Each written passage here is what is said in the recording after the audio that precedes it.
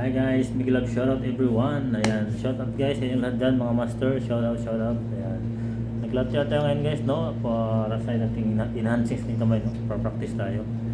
Ayan. So meron tayo itong ginagamit na choco. Ayan, choco powder para sa ating practice lang. Tsaka itong gatas na almaray, yun.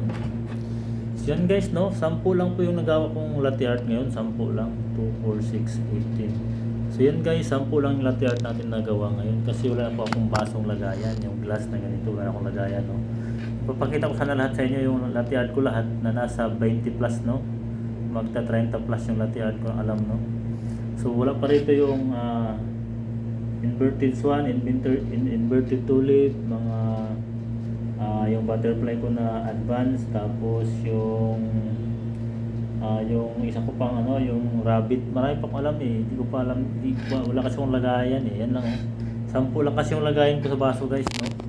So as a barista, no, ang dami ko nang alam na latte art, so yan lang, 10 lang muna ang nilagay ko kasi wala pa tayong baso, no.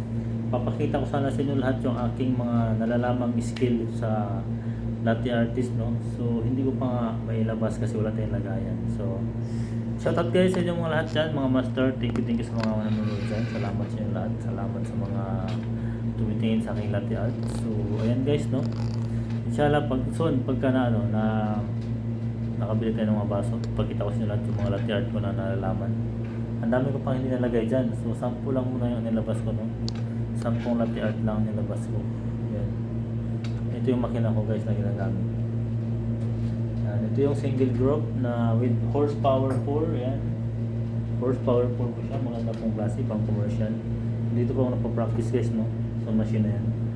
At magandang klase po ito kasi talaga pang business po siya. So soon pagka nakawita business tayo ng ating coffee shop, no. So yan lang guys, shout out sa lahat dyan mga master. Thank you so much sa inyong lahat na nanonood. Babu!